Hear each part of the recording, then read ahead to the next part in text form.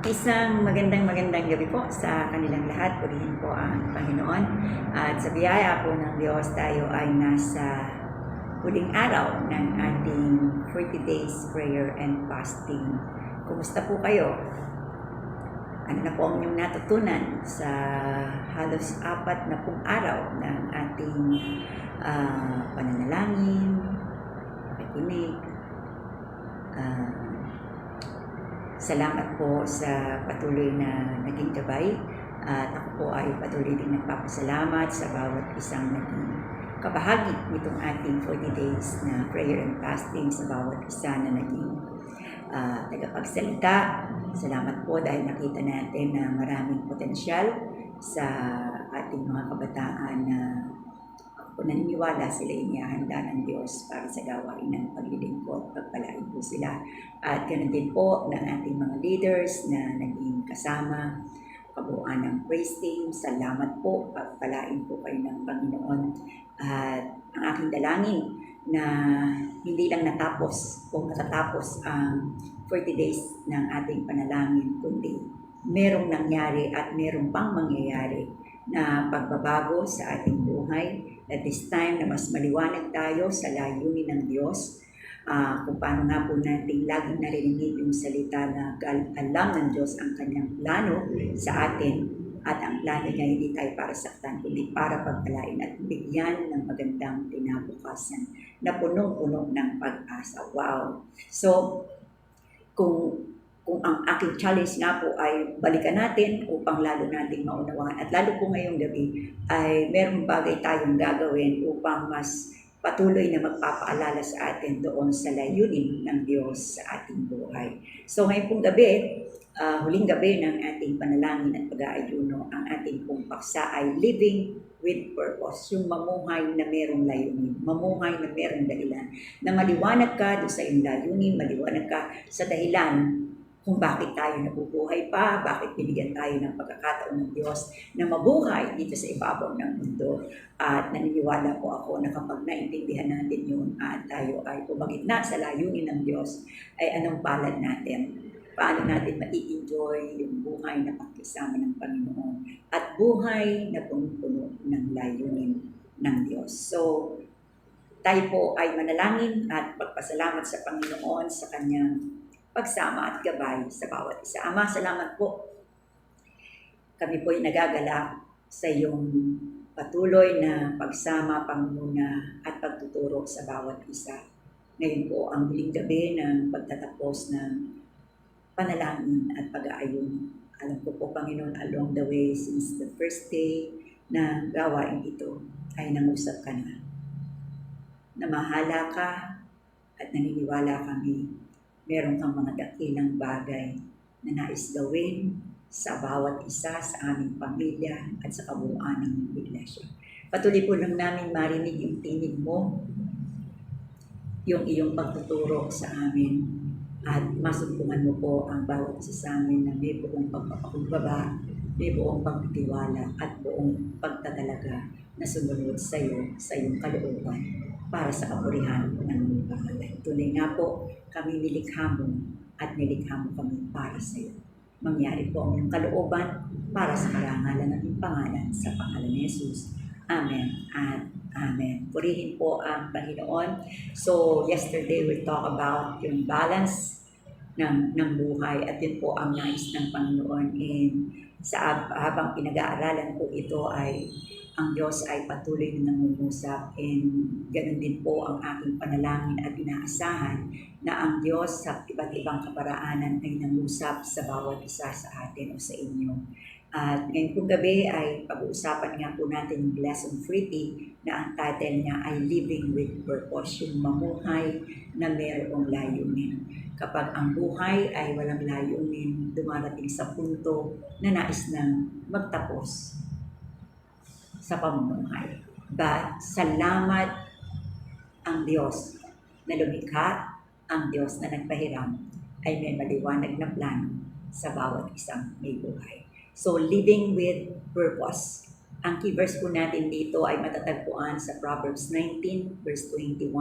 Many are the plans in man's heart, but it is the Lord's purpose that prevail. Marami rin pong plano tayo sa ating mga buhay, pero yung layunin at plano ng Diyos ang siyang makapangyayari. Kaya kung merong napakaganda, ay lubos nating mapag-unawa ang layunin ito ng Diyos sa atin at nasain natin na pumagitna. Nasain natin na maisagawa. Isang bagay yung naunawaan natin o narinig natin, isang bagay din yung ating maisagawa at makita yung ating buhay doon sa layunin na nilayunin ng Diyos. Tandaan mo, siya ang may likha, kaya siya ang may plano. Kaya kung atin pong hahanapin, yung layunin na yun ay tunay nga po masusumpungan natin. Yung buhay na ipinamumuhay na may layunin ay siyang tunay na kasiyasiyang buhay. Diba sabi ni po ni Jesus na parito siya para magbigay ng buhay at isang kasiyasiyang buhay. Kaya nga po pag naintindihan natin yung layunin ng Diyos sa buhay na ito, magiging kasiyasiya yung ating buhay sa pagpaparangal sa kanyang pangalan. Alam niyo po, maraming tao na nag-i-struggle sa tatlong katanungan ito. Na ito naman din ay sinagot noong 5 life purpose na pinag-aralan natin mula po dito sa aklat ng Purpose-Driven Life ni Pastor Warren, ni Pastor Rick Warren. So, ang una raw pong tanong na struggle ng maraming tao sa bagay na ito ay yung identity, yung pagkakilanlan. Sino nga ba ako? Who am I? Maraming tanong mga tao, sino nga ba ako? Pangalawa, yung importansya, yung halaga. Do I matter? Mahalaga ba ako? Kapatid, kaya ka nandito dahil doon sa Diyos na nagpahiram ng buhay mo. Kaya mahalaga ka. Pangatlo, yung impact. Yung saysay ng buhay. Ano nga ba ang lugar ko sa buhay nito? Ano nga ba ang dahilan? Bakit ako nabubuhay? At yung tatlong tanong na yan, na maraming tao, and maybe some of us ay struggle pa rin yan, ito po ay sinagot doon sa ating pinag-aralan na purpose-driven life. Alam po natin na niliwanag sa atin sa halos ilang linggo na ito na una, you are planned for God's pleasure. Pinlano ka, ninais ka ng Diyos para sa kanyang kasiyahan. Or hindi para sa ating kasiyahan na, para sa kanyang kasiyahan. Definitely, pag naranasan mo yung kasiyahan ng Diyos, mararanasan mo ang tunay na kasiyahan at katuturan ng buhay. Pangalawa, you are formed for God's family. Hindi ninais ng Diyos na tayo mag-isa. Gumawa siya at bumulot siya ng isang pamilya na po pwede natin ma-express yung sarili natin at maging daluyan ng pagpapala sa iba. And then thirdly, ang sabi doon, we are created to become like Christ. Kung merong puhulmahan, kung merong halimbawa at modelo, anong klase ng tao o ugali ang dapat makita? Walang iba kundi yung ugali ng Panginoong Hesus. Kasi tayo mga anak ng Diyos. Pang-apat, ang sabi doon ay, we are shaped for God's service. Hinulmahan tayo, hinulog tayo, sinanay tayo, binigyan niya tayo ng mga kakayanan upang mapaglingkuran natin yung Diyos na nagpahiram ng buhay. And then, panglima ay you are made for a mission. Meron kang dahilan bakit narito. Merong layunin ang Diyos. Kaya ka nabubuhay. Kaya pag naintindihan natin yun, yung mga tanong ng identity, importance, at impact ng buhay na ito ay magiging maliwanag sa iyo. At mas magiging panatag ka sapagkat alam mo na yung layunin ng Diyos sa buhay mo. Tandaan po natin, alam ng Diyos yung kanyang plano para sa atin. Kaya sa liwanag ng limang dahilang ito, at pag naintindihan po natin ito lalo at patuloy na iniintindi natin at makita natin na saan natin makita na makapagtalaga tayo sa layunin ng Diyos, ito ang gagawa ng kaibahan sa ating buhay at yung ating buhay din ay gagawa ng kaibahan sa buhay ng iba.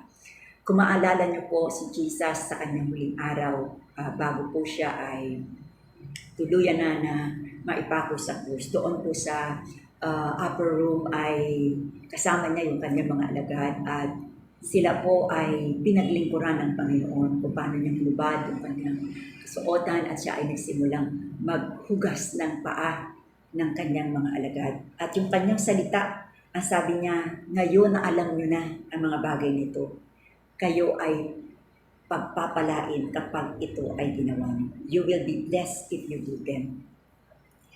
Kung ating isasagawa, kapag naintindihan na natin yung nais ng Diyos na ating gawin, at pag ito'y ginawa natin, doon natin mararanasan yung masaganang pagpapala ng Diyos. Again, sa buhay na ito, naalala niyo po si Martha, ang sabi ng Panginoon, Martha, Martha, abalang-abala ka sa maraming bagay, pero isang bagay lang naman ang mahalaga. Ano nga po ba yung mahalaga? Di yung layunin ng Diyos sa buhay mo. Kapag naintindihan natin yung layunin ng Diyos, maraming mga bagay na pinag-uukulan natin ng panahon at ng pansin na hindi pala mahalaga. Madalas nasa sidetrack tayo doon sa mga bagay na hindi mahalaga. Akala natin yun ang mahalaga. Pero kung merong mahalaga at napakahalaga, ay walang iba kundi yung layunin na nilayo ng Diyos sa buhay natin. At ngayon pong gabi ay kung merong sinasabi dito po sa aklat ni Pastor Rick Warren, ay yung paano tayo makabubuo ng pangungusap kaugnay doon sa purpose, sa layunin na ninais ng Diyos sa ating buhay. Kaya nga po, sana maintindihan niyo po ito at tulungan ako ng Panginoon na mapaintindi sa inyo itong sinasabi niya na sulat tayo, gawa tayo ng isang life purpose statement, yung pangungusap na magbibigay liwanag dun sa layunin ng Diyos sa ating buhay. At ang tawag po doon ay life purpose statement. Okay, iba mission statement.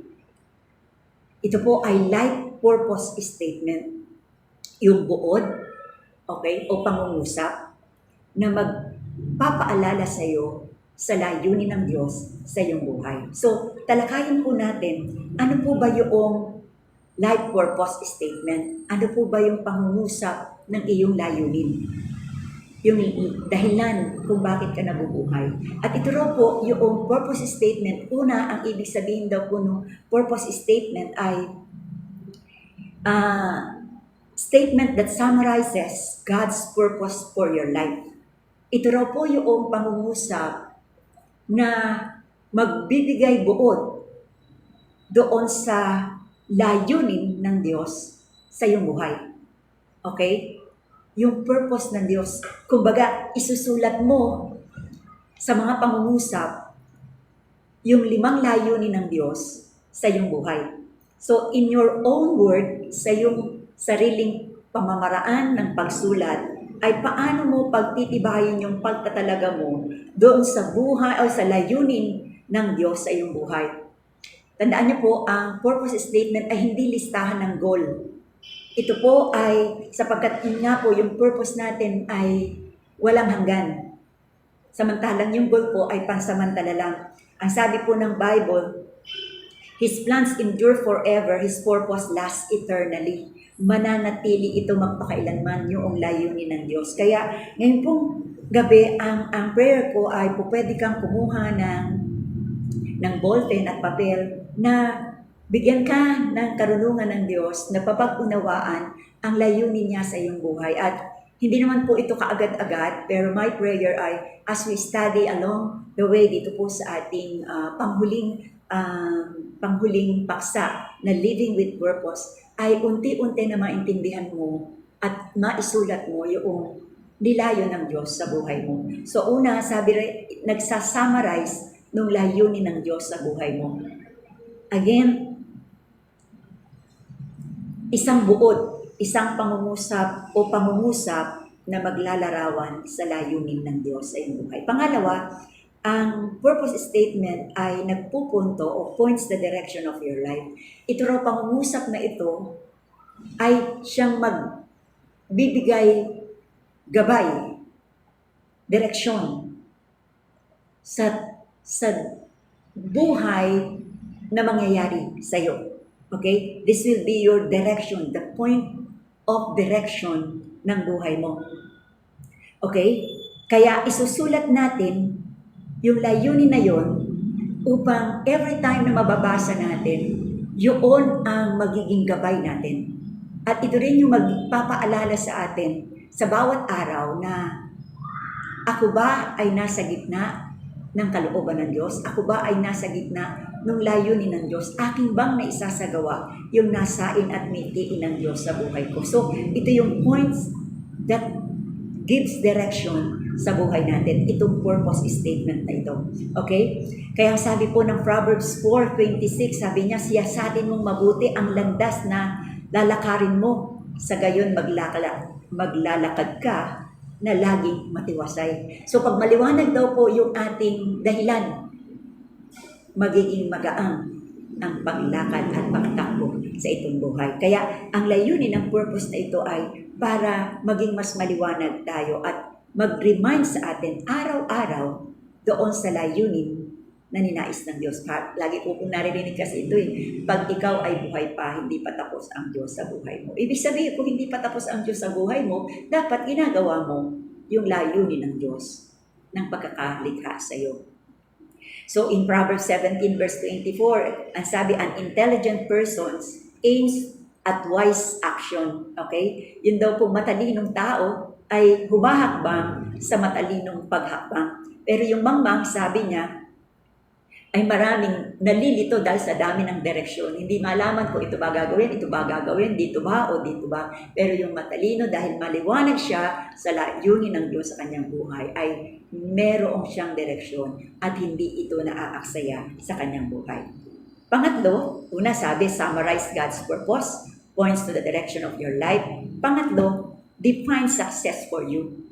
Ito yung magliliwanag ng mahalagang bagay sa iyo. Isusulat mo yung mga bagay na alam mo na mahalaga. Hindi yung mahalaga sa mundo, kundi mahalaga sa Panginoon. At ito din po yung magbibigay liwanag sa iyo sa mga values na papahalagahan mo. Kaya sabi nga po rito ni Pablo, I want you to understand what really matters. Ano ba talaga ang mahalaga? Ano ba ang mahalaga sa iyo? At sana kung ang anong mahalaga sa iyo ay dahil yun ang mahalaga sa Panginoon. At naniniwala ako na binuksan ng Diyos ang ating kaunawaan sa pamamagitan ng aklat na ito upang lalo nating maintindihan alin ba yung mahalaga sa Diyos. At ang mahalaga sa Diyos ay yung layunin kung bakit ka naisilang at bakit ka nabubuhay pa sa mundong ito. Kapatid, tatlo na yun.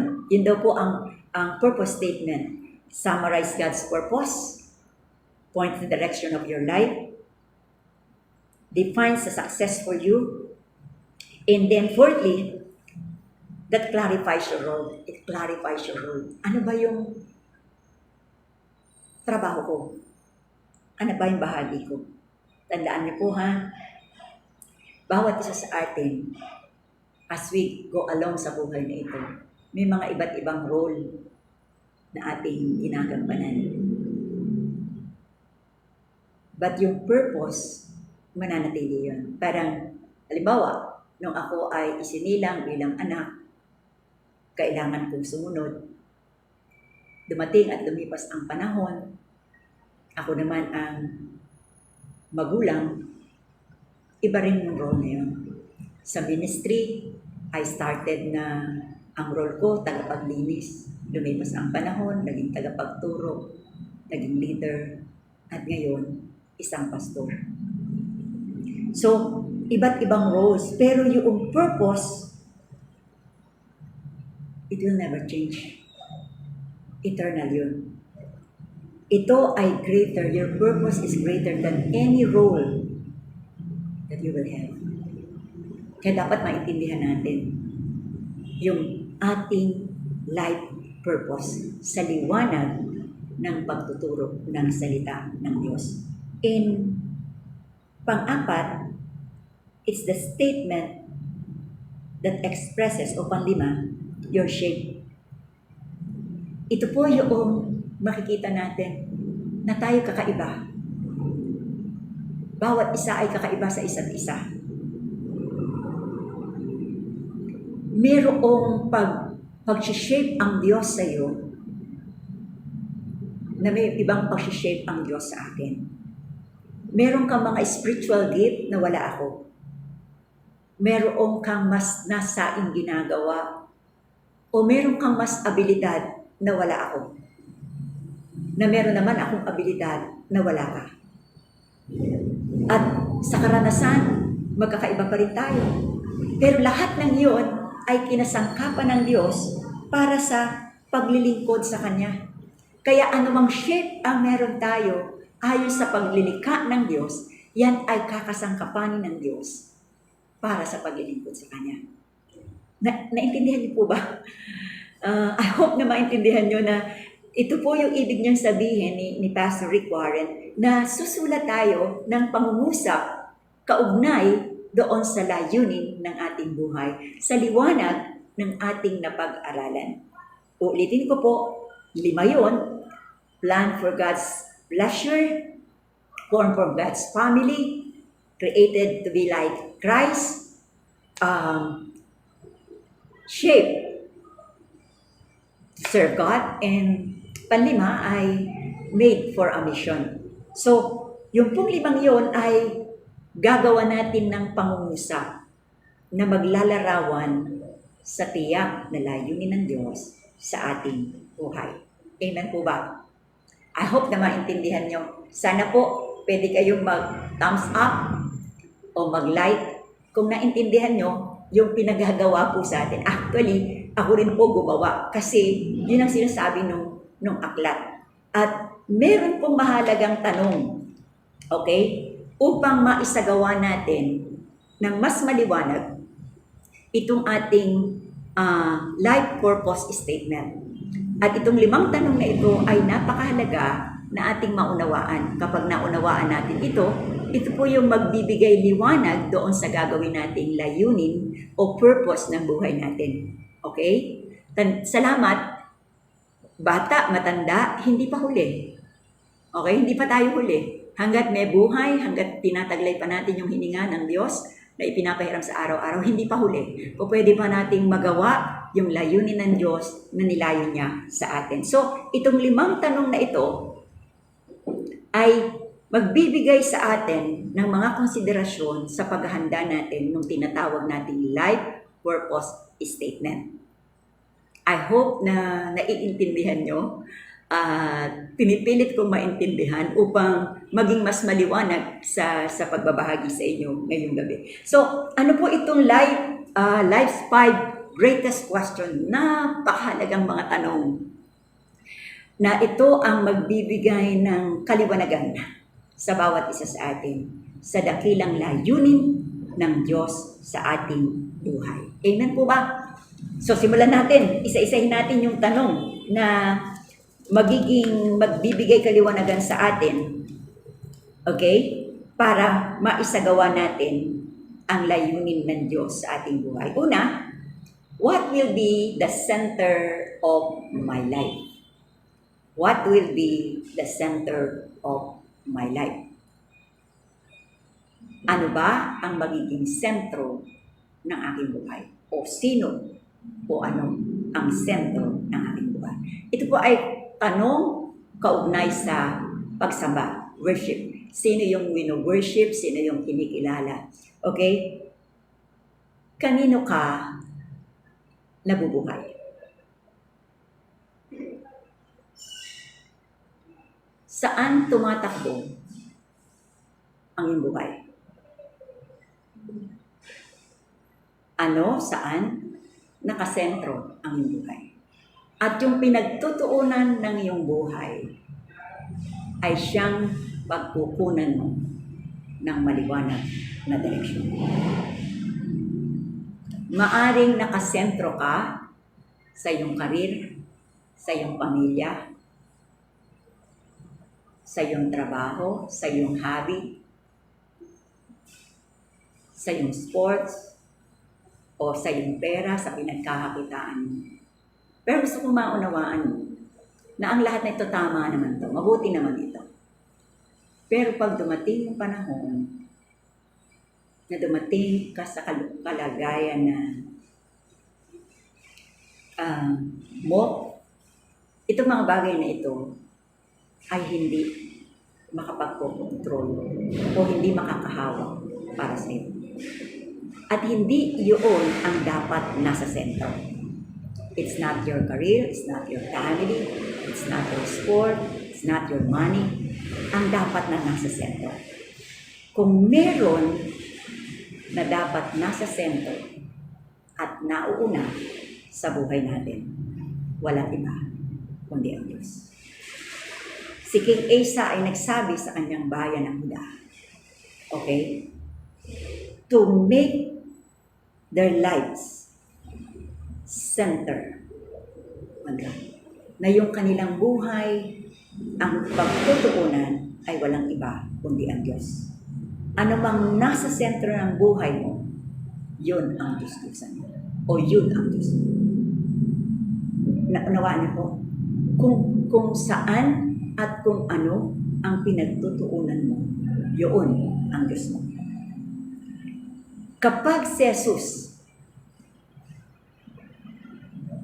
nung tinanggap natin si Jesus sa ating buhay, kinilala natin si Jesus sa ating buhay, kung meron tayong ginawa, inilagay natin siya sa sentro, sa gitna ng ating buhay. Pero kinakailangan manatili si Kristo sa sentro ng ating buhay. Jesus be the center of my life. At kapag nagkaganon, okay, ang tanong nga ay, ano ba yung worship? Ano ba yung pagsamba? Ang pagsamba ay hindi yung pag-awit. Panginoon, sinasamba kita. Ang pagsamba ay lubos na pagkilala sa pagiging Diyos ng Diyos. At kung siya'y kinikilala mo, may buong paggalang, buong pagtitiwala, buong pagsunod, buong pagpapasalamat. Yun po ang pagsamba. Okay? At ang sabi ni Pablo, I pray that Christ will be more and more at home in your heart. In Ephesians chapter 3, verse 17. Yung po bang panatag ang Diyos na nakatira sa iyong buhay, sa iyong puso. At pagka ganon, kapag si Kristo ay nasa sentro ng ating buhay, ay ating pong malaya siyang nasasamba at walang kabalisahan na tayo nararanasan. Worry, ang pag-aalala, is a warning. It's a warning sign na si Jesus ay naisasantabi. Ulitin ko po. Yun daw pong pag-aalala is a warning sign na si Jesus wala na sa gitna, kundi na isasantabi. Kaya nga po sabi ng Philippians chapter 4 verse 7, ang di malirit na kapayapaan ng Diyos ang mag-ingat sa inyong puso at isipan sa pamamagitan ni Kristo.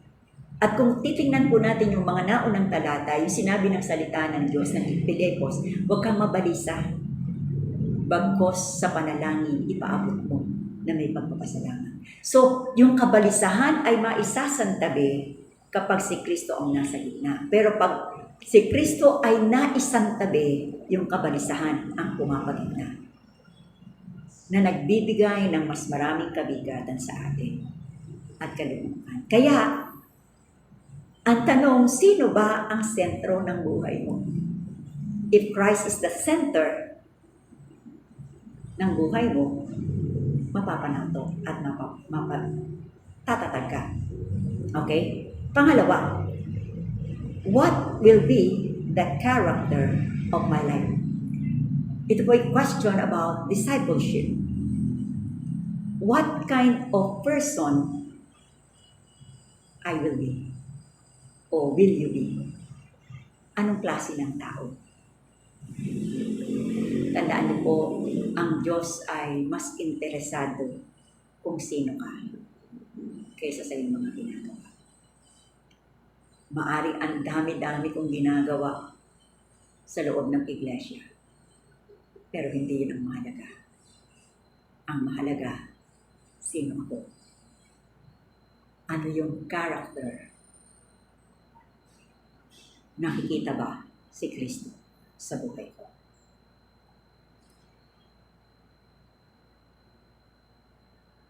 Tandaan niyo po, it's your character, it's our character. Ang dadali natin hanggang sa walang hanggan. Pero yung career natin, anumang meron tayo na acquire in this life, iiwanan natin dito. Pero the character, ang sabi niya, from glory to glory to glory is changing us. And one day, kapag nakita natin si Jesus ng mukhaan, magiging katulad niya tayo. It's about discipleship. It's about character. Anong ugali, anong pag-uugali ang meron ang buhay ko. Don't be discouraged or don't give up. Kapag tayo ay bumabagsak, sabi nga po, it takes a lifetime to build Christ-like character. Ito po ay pang-araw-araw na pagbabago. Hindi po ito instant. Hindi tinanggap natin si Kristo na bago ng lahat. Yung ugali natin, kaisipan na hindi po. It's a long process every day. Kaya kailangan natin ng time, study, to pray, to fellowship with one another, upang patuloy na yung ating pag-uugali ay mabago. Tandaan niyo po, we are created to be like, to become like Christ. Okay? Hindi pa tayo ganon, pero ang purpose ay para maging katulad tayo ni Kristo. So, yun yung pangalawang tanong.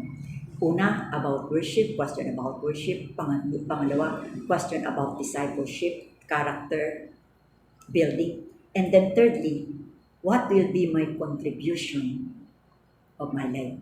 Ano ba ang kontribusyon? Ano ba ang pwede kong maibigay? Okay? What will be my ministry in the body of Christ? Ano ba ang aking paraan na magiging kaparaanan ko ng paglilingkod sa katawan ni Kristo? Tandaan po natin, pag naintindihan natin yung combination natin, yung shape na ating pinag-aralan, na ang shape, ang ibig sabihin ay spiritual gifts. Ano yung mga spiritual gifts mo? Ano yung puso mo? Nasaan yung puso mo na mas nais mo yun ang ginagawa? Yung kakayan mo, yung abilities mo, yung personality mo, and also yung mga experiences mo. Alam niyo, lahat po itong shape na ito, siya ang humubog sa atin upang ilagay tayo sa katawan, sa bahagi ng katawan ni Kristo para mas maging epektibo sa ating paglilingkod sa Kanya. Anong pwede mong gawin kakaiba o gagawa ng kaibahan sa iba? At alam niyo po, meron talaga tayong mga specific group na yung ating shape na ninais ng Diyos o ginawa ng Diyos ay yung bagay na yun ang pwede nating mas maliwanag na makaabot sa mga tao. Alin ba talaga yung tumitibok yung puso mo, nagkakaroon ka ng iyak, ng burden? Anong grupo ng tao? Pansinin niyo po dito sa church, nakita mo yung heart ni Ate Dayan para sa ministry ng mga bata. Yung heart ng Pastor Sander para sa music. Yun ang binigay na kakayanan sa kanya, talento, hinubog siya doon, at yung mga karanasan. Doon siya. Kuya Mai. Di ba? Kung meron nasa heart niya, maabot yung mga young adults. Di ba? Si Kuya Joseph, na maging parte at makatulong doon sa mga nagninegosyo. Iba't ibang pag-shape, paghulma ng Diyos. Pero lahat ng iyon ay kasangkapan ng Diyos sa pag-abot sa iba at paglilingkod sa iba. Sabi nga ni Paul, this service you perform not only meets the need of God's people, but also produce an outpouring of gratitude to God. In 2 Corinthians chapter 9, verse 12, na yun daw ating paglilingkod na ginagawa ay hindi lang para makapag-agpo ng pangangailangan ng kanyang bayan, kundi ito ay magbubunga ng masaganang pagpapasalamat sa Diyos. Amen po ba? Na yung ating ginagawang paglilingkod sa iba ay hindi lang daw po tumagpo ng pangangailangan nila, kundi magiging dahilan para sila ay magpuri sa Panginoon. At kung may layunin ang Panginoong Hesus sa atin, ay sabi niya, go and bear fruits. Fruits that will last. Mga kapatid, mga tagapanguna, ang layunin ng Diyos sa iyo, kung paano kang sinangkapan ng bawat kakayanan yan, ay para sa kanyang kapurihan. At kapag napaglingkod mo yung kakayanan na ibinigay sa iyo ng Panginoon, yung mga taong ito magbibigay ng papuri sa Panginoon. Amen po ba? Wow, parang Dorcas Si Dorcas, pinaglingkod niya yung kanyang kakayanan doon sa mga balo na yun, sa Book of Acts. At yung mga tao na yun ay nag-utter ng papuri at pagpapasalamat sa Panginoon. Each of us, bawat isa sa atin, ay may iba't ibang bunga. Pero sa iisang layunin na maparangalan at mabigyan ng kapurihan ang Panginoon. Pang-apat na tanong, what will be the communication of my life? Ano po ba? Ito raw po yung mission. It's talk about mission. At ang mission natin ay yung mga hindi pa nakakakilala sa Panginoon.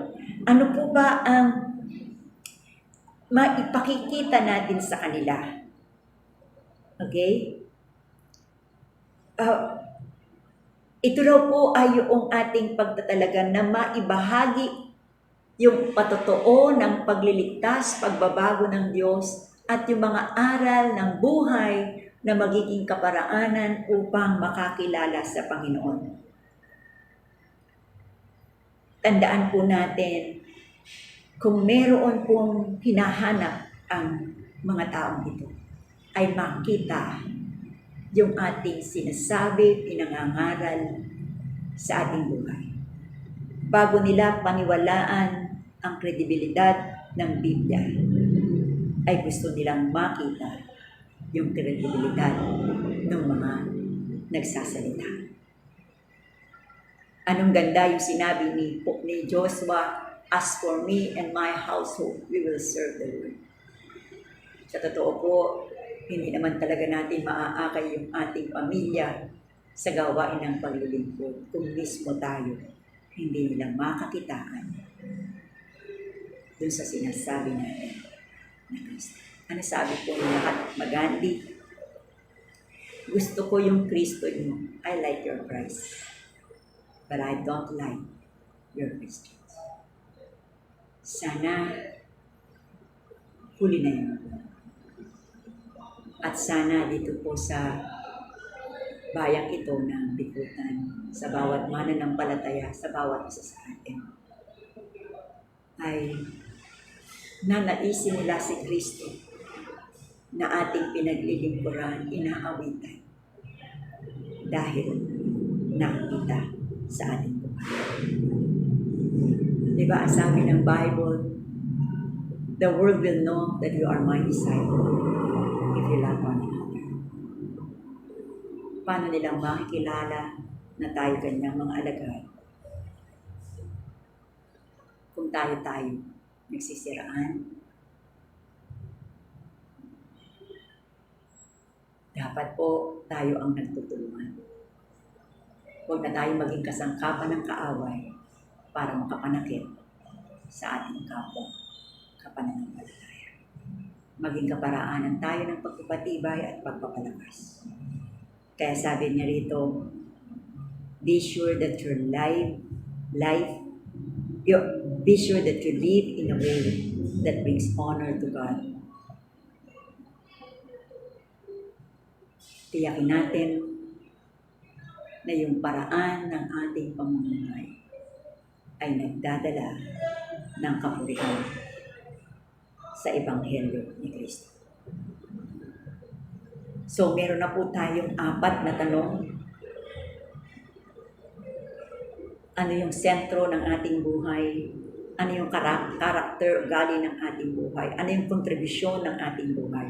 Ano yung komunikasyon ng ating buhay? Yun yung ating mission na makaabot sa mga kaluluwa upang makakilala sa Panginoon. At panlimang tanong, what will be the community of my life?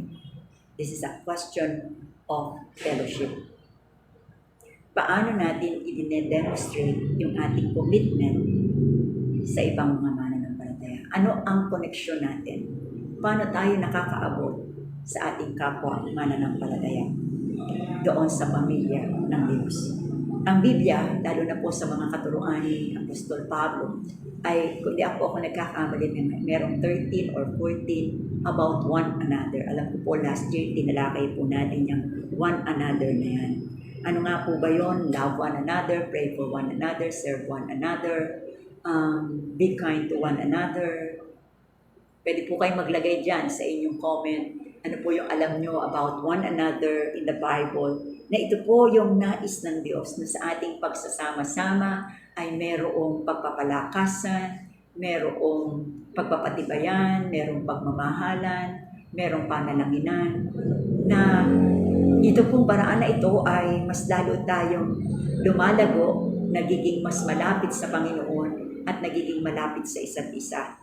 At tandaan niyo po kung paano si Kristo minahal niya ang iglesia, binigay niya yung kanyang buhay. Amen po ba? Kagabi lang po ay napapakinggan ko si Pastor Tanchi na yung pag-ibig even sa kaaway, yun po yung itinuturo sa atin ng Panginoon. So, sa 5 tanong na ito, na ano yung sentro ng buhay mo, ano yung character ng buhay mo, ano yung contribution ng buhay mo, ano yung komunikasyon ng buhay mo, at ano yung community na ginagalawan mo. Doon ka bubuo ng maliwanag na layunin ng Diyos sa buhay mo. Worship, discipleship, service, mission, and fellowship. Again, gusto ko lang pong liwanagin ito. Kasi ang sabi ng Panginoon ay, He wants us na maging balanse. And while praying, ay binigyan niya ako ng, meron akong ibinilog at nilagyan ko ng 4 na, I think nandyan po siya. Na kung merong dapat nasa sentro at dapat una, ay yung unang sinabi niya na dahilan. We are planned for God's pleasure. Kung ang sentro ay Diyos, at ang sentro ay para sa kasiyahan niya, lahat ng 4 na gagawin natin ay para sa kasiyahan ng Diyos. Kapag inilagay mo ang ministry sa gitna, darating yung panahon na papapagod ka sa ministry. Hindi. Maganda po yun. Kung mission naman, maganda rin po yun. Kung service naman, maganda pa rin po yun. Kung discipleship pa rin, maganda po rin yun. Pero para po mabalanse ang 5 ito, dapat yung una ang nasa gitna. Na lahat ng gagawin mo na paglilingkod, gagawin mo na pag-abot, gagawin mo na pagturo, gagawin mo na pakikipag-fellowship sa mga kapatid, ay ang dahilan para si Kristo, para ang Diyos ay masiyahan. That you can make Him smile. That everything na gagawin natin, na ang sentro ay si Kristo. Kapag nagkaganon, may balanse, layunin ang buhay natin. Naunawaan niyo po. Dapat, sabi nga, in everything you do it as unto the Lord. Kaya, nagmi-mission ka, nagdi-disciple ka, nagmi-minister ka, nagpe-fellowship ka, lahat ng yun, ang tungo ay para masiyahan si Kristo. Tandaan niyo po, the more na tayo malapit kay Kristo, the more that we will be like Christ. Amen po ba? Say amen. So, sa pagtatapos, and I hope no, hindi po isang upuan, may mga halimbawa na ibinigay si Pastor Rick Warren doon sa, basahin ko lang po ang ilan and then babasahin ko po yung aking ginawa sa Tagalog, and I believe po na mai-improve pa ito, and ang plano ko pa naman din po ganun. Ang sabi po rito, my life purpose is to worship Christ with my heart, serve Him with my shape, fellowship with His family, grow like Him in character, and fulfill His mission in the world to receive glory. Isang halimbawa yun. At isa pang halimbawa ay, my life purpose is to be a member of Christ's family, a model of His character, a minister of His grace, a messenger of His word, and a magnifier of His glory. Wow! Ito pa po, my life purpose is to love Christ, grow in Christ, share Christ, serve Christ through His church, and lead my family and others to do the same. Ito pa, my life purpose is to make great commitment to the great commandment and the great commission. So, ito po yung mga halimbawa. So, I challenge you na sulat ka sa liwanag ng 5 ito at ng 5 tanong na ito. Sulat ka ng magpangusap sa iyong maliwanag na layunin. Ito po yung ginawa ko sa Tagalog nga lang po. Ang layunin ng buhay ko ay sambahin ng Diyos, mahalin at paglingkuran ang kanyang pamilya, maging katulad ni Kristo sa pag-ugali at maging daan na ang iba ay makaranas ng pag-ibig niya upang ang pangalan niya ay maluwalhati. Okay? So, aayusin ko pa ito, and my challenge sa bawat isa sa inyo na nakasama sa journey ito ng life purpose o ng purpose-driven life ay makagawa ka. At ito po yung pwede mong ilagay sa yung harapan ng salamin, that every time na ikaw ay titingin, it will remind you, this is my purpose. Ito ang dahilan bakit ako nabubuhay. Ito ang dahilan na makita ko ang buong araw ko at buhay na pinahiram ay kumikilos ayon sa kanyang kalooban. Amen po ba? So last point, bago po tayo manalangin. God wants to use you. Sabihin mo sa sarili mo, gusto ng Diyos na ako'y gamitin niya. Again, hindi ka nandito ha. Hindi tayo nabubuhay para lang magpaikot-ikot at hintayin lang yung araw ng ating kamatayan. Narito ka sa maliwanag na layunin ng Diyos. Na yung buhay na yan, yung kakayanan na yan, yung panahon na yan, yung lakas na yan, yung dunong na yan, ay magamit para sa ikararangal ng kanyang pangalan. At dito po ay sa pagtatapos ay merong talata na nakita ko rin po ito yung word na ito ng Acts chapter 13 verse 36. Ang sabi dito, David served God's purpose in his generation. At ito po yung testimony ni Pastor Rick Warren na parang 37 ata siya nung talatang ito, 37 years na yung talatang ito ay nagsilbing hamon sa kanya. Kaya po pala yung sinabi rito, David served God's purpose in his generation. Kaya po pala siya tinawag na a man after God's own heart. Dahil kung meron siyang ipinaglingkod sa kanyang mirasyon, ay hindi yung kanyang plano, hindi yung kanyang layunin, kundi yung layunin ng Diyos sa kanyang buhay.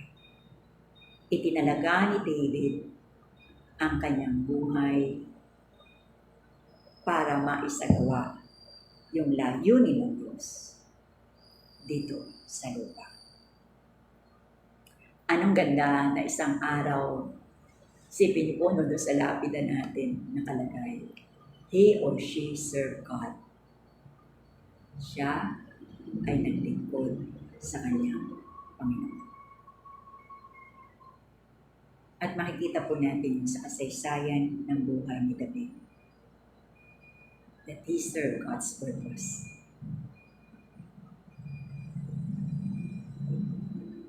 Na hindi po maalaga na ano yung sasabihin ng tao, kundi ano yung sasabihin ng Diyos sa atin, sa pagharap natin sa Kanya. Anong ganda na isang araw pag natapos na ang buhay natin at lumipad na tayo sa walang hanggan, ay yung ating marinig, lagay ko gusto mo rin marinig, yung salitang, well done, thou good and faithful servant. Well done. Nagawa mo. Naging matapat ka sa layunin ng Diyos sa buhay. Kapatid, malamang hindi natin maririnig yung well done na yun kung hindi naman tayo nagtatrabaho at hindi natin isinasagawa yung layunin ng Diyos na nilayo niya sa buhay natin. Sabi nga po, the eyes of the Lord search the whole earth in order to strengthen those whose heart are fully committed. Ikaw ba yung tao na yun na hinahanap ng Diyos? Na ang puso ay nakatalaga na magawa at makapaglingkod sa Kanya. Will you serve God's purpose in your generation? Kung paano sinabi ni David sa paglalarawan ni David that he served God's purpose. Kay Paul, ang sabi niya, for me, to live is Christ and to die is gain. Sa akin, ang mabuhay ay yung layunin ng Diyos na aking maipamuhay at kung ako'y mamatay, pakinabang at maririnig ko yung salita, well done, thou good and faithful servant.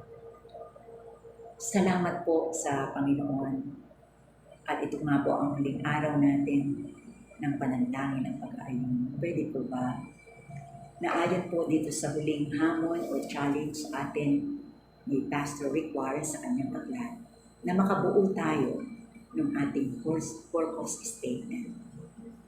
Na tayo mismo ay magiging maliwanag doon sa layunin ng Diyos at yung ating ginagawa na kung pwedeng gumawa ng kaibahan sa iba. Tulungan po tayo ng Panginoon at po pwede rin po kayong maghingi ng tulong sa amin. Po pwede nyo lang kami i-message para po magkatulungan tayo na maging mas maliwanag at klaro yung purpose natin habang tayo ay nabubuhay.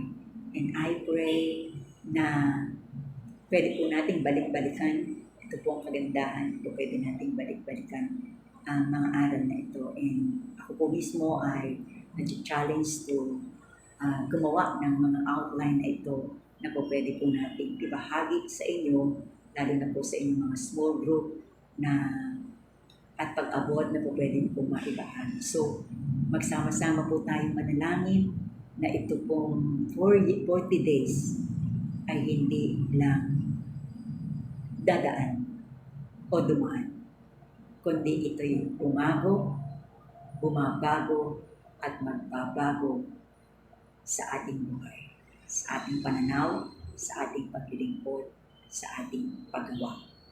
So, marami pong salamat sa inyong lahat na naging kabahagi sa ating 40 days prayer and fasting, and my prayer na itong panahong ito na gumawa ng malaking pagbabago sa ating buhay ay magiging kaparaanan ng ating lubos na pagsuko, pagtatalaga sa layunin ng Diyos sa ating buhay.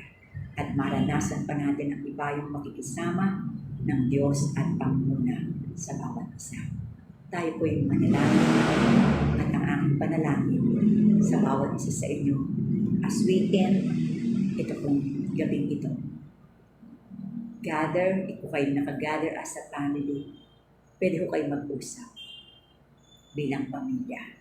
At po pwede niyo pong simulan na isulat yung purpose statement, yung life purpose statement. Katulad po ng ginawa ko at alam ko po gusto ko pa po ito mas lalo ma-enhance para mas lalo maging maliwanag. At ganun po sa iglesia. Again, salamat po sa bawat isa. Tayo po'y manalangin. Panginoon, salamat po. Sinamahan mo kami sa kabuuan ng journey ng aming panalangin ito at pag-aayon. Alam ko po, Lord, hindi ito naaksaya sapagkat meron kang ginawa, ginagawa, at gagawin pa sa buhay ng bawat isa. Mula po sa iyo, mula po sa iyong tagapanguna, sa amin ang mga kamanggagawa, sa bawat isa na naging kabahagi. Maging sa mga nagsalita, sa nagpakanta, sa nagsaayos dito upang ma-air ang araw-araw na gawain ng panalangin. Salamat po. Dalangin ko po, Panginoon, na hindi lang kami naging tagapakinig, kundi maging tagapagsagawa. Tulungan mo po ang bawat isa na maisulat namin. Nabigyan talaga namin ng panahon maisulat ng maliwanag yung aming life purpose statement. Sa liwanag ng mga katanungan ito, na makita namin, Lord, na kung meron talagang maging sentro sa buhay namin, Ikaw. Kung saan kami iikot sa buhay na ito ay sa iyo. Kung meron dahilan ng paglilingkod, ay Ikaw. At kung merong pag-abot, ay dahil yun ang nais mo. At bawat isa sa amin ay mabago araw-araw sa pag-uugali ng aming Panginoon Yesus. Kaya sinabi mo sa iyong salita, maging katulad kami. Salamat, Banal na Espiritu, sa iyong paggabay, sa pagtuturo at pagbibigay ng unawa sa amin sa iyong mga salita. Ang aking dalangin, bigyan pa kami ng mas matinding kauhawan at pagkagutom para sa iyong katwiran upang ang buhay na ito ay patuloy na magbigay karangalan sa iyo. Salamat po, Panginoon, sa gabing ito and as we end itong gabing ito ng aming prayer and fasting, we pray, Lord, na hindi na lang sa panahon ng programa ito, kundi magkaroon na kami ng aming personal na pagtatalaga na may araw, may oras na itatalaga sa pakikipag-ugnayan sa iyo at pagsasagawa ng bawat layunin na nilayo mo sa aming buhay. Muli po, maraming salamat po. Tanggapin mo po ang papuri, tanggapin mo po ang pagpapasalamat, tanggapin mo po ang lahat ng pagpaparangal mula sa bawat isang mga anak mo, Lord. Ang buhay ay para sa iyo, sa ikapagpapala ng buhay ng iyong mga anak at sa kanila na nais mong abutin ng mensahe ng iyong kaligtasan. Salamat po, maingat ko pong ibinabalik sa iyo lahat ng papuri at pagpapasalamat at ang iyong masaganang pagpapala sa bawat isa na naging bahagi ng 40 days ng prayer and fasting. Salamat po, ito po ang aming dalangin, O Diyos. Nawa ang pagpapala at pag-iingat at pagliligtas ay maranasan ng bawat isa. Ito po ang aming dalangin sa pangalan ni Jesus. Amen and Amen. Amen. Congratulations po sa bawat isa na nakasama natin sa loob ng 40 araw. And again, hindi po dito ito natapos. Ang prayer natin dun sa 5 na naging maliwanag sa atin na layunin ay unti-unti at makita natin ang ating sarili sa paggawa para sa kapatid. Muli po, isang magandang gabi. Pagpalain po kayo ng Panginoon hanggang sa susunod pong mga gawain. So next Friday, yun na pong ating yung pong ating live connect. Tuloy po yun every Friday. Salamat po. Magandang gabi po. God bless you all.